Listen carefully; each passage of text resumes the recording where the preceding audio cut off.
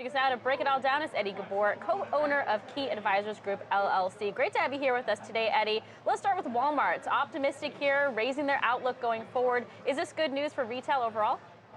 It really is. I mean, Walmart's numbers, I think, surprised everybody. And it goes back to the point that the reason that the U.S. economy right now is so strong is because of the consumer. The consumer is very, very strong, and their numbers showed it. One of the big reasons is their e-commerce. Walmart's done a fantastic job of competing with the Amazons of the world to try to capture market share. And that's why their numbers are so strong. I believe their e-commerce business was up approximately 37% in their quarter report that they just came out with.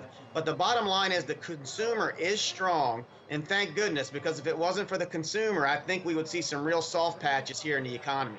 You think this is a good sign heading into the back-to-school and holiday shopping season? It is a good sign, and as well as with the tariffs now kind of off the table for some parts that was originally supposed to go in on September the 1st, due to the concerns of that, I think that will help as well. As long as the consumer wages continue to stay strong and they stay confident, which is important, that's going to be the key. Now, if the markets start to derail, you usually will see confidence go down, and that could hurt spending. So just because the consumer is strong right now, I don't think we should get over exuberant about it, because I think, as we well know, things can change on a dime based off of how comfortable and confident the consumer is. But hey, the good news is they're confident right now and they're spending. Yeah, and for Walmart, it's not just the e-commerce sales that have been growing steadily. Also, same-store sales was up 2.8% versus 2.1% expected. Walmart obviously has a very strong store physical footprint. Amazon investing in brick and mortar at this point, whether it's with Amazon Go, bookstores, four-star stores, etc. Eddie, how do you expect the mix of online versus offline shopping to transform, and how are Walmart and Amazon both going to take advantage of this shifting consumer preference? You know, it's definitely online is where it is, and creating an experience for shoppers.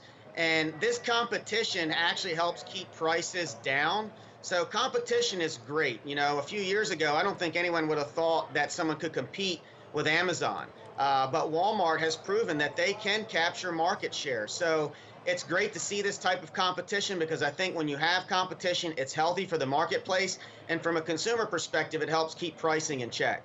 Something that's on everybody's minds right now, of course, the tragic events that have taken place around the country with regard to the shootings, and particularly Walmart is very much involved in that conversation, whether it be from the sale of guns in their stores or the fact that it actually took place and hit home in one of their stores as well. Eddie, when you think about this, how does this kind of play into the narrative for Walmart on a go-forward basis? Do you think that they need to announce more strict policy change, and do you think that we'll see it? You know, it's such a tough thing for them to balance out, because they have to be very, very conscious of some of the risks that are out there and the unfortunate circumstances. And at the same time, they're obviously trying to run a business as well, too. So I think that they'll probably put a little bit more, at least say they're going to try to put stricter policy on gun sales. But again, it's going to have to wait and see, simply because of the fact is it is a tough balance in regards to what they're trying to do from a business perspective as well, too. Let's turn to JCPenney now. A little bit of a different story compared to Walmart. A mixed second quarter for them. They said sales were driven lower because they, as we know, had stopped selling appliances and furniture in its stores. Is cutting inventories, making decisions around the different categories they're going to focus on, is that going to be enough to keep JCPenney afloat?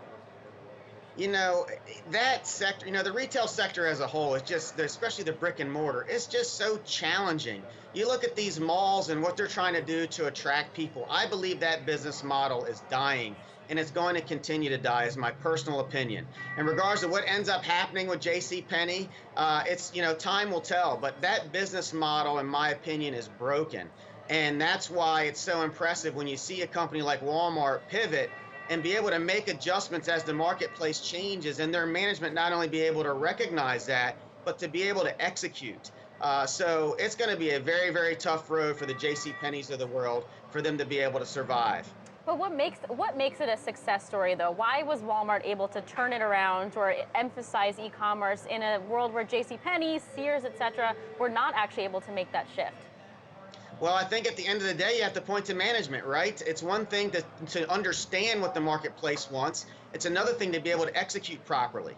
And I believe that's where the difference is. Walmart's management has been able to surround themselves with the right people and actually execute and capture market share. And it's very, very impressive. And so, additionally, on the department store front, Macys. I was listening to their earnings call yesterday, Eddie, as I'm sure you were as well, and some of the interesting things that really jumped out, the investments that they're going to have to continue to do just to compete, but they're trying to keep their head above water and shred at the same time in other key categories and parts of their business. Do you think that they've made investments quickly enough to resurface themselves as a viable competitor in retail? You know, you make a very, very good point there. I believe that they're too late to the game, and that's just my personal opinion. The other thing to remember, too, is think about the timing of when they're trying to do this now. We're late cycle economically right now. If we happen to go into a recession over the next 12 to 24 months, which I'm concerned with due to the inversion of the yield curve, these businesses that are late to the game are not going to be able to survive because naturally demand for products and consumers is going to go down. And that's why, again, I think the Walmarts, the Targets, the Amazons of the world will survive because they were able to pivot sooner than some of these other companies. So I believe it's a little bit too late, but again, time will tell whether or not I'm correct or not. All right, Eddie, we got to leave there. Just very quickly, one word answer, yes or no. Do you think these companies, particularly Macys, JCPenney, know their customer well enough to mount a comeback? No. All right, Eddie Ghabour, co-owner of Key Advisors Group, LLC, joining us here today. Eddie, always a pleasure to speak with you. Thank you so much for having me.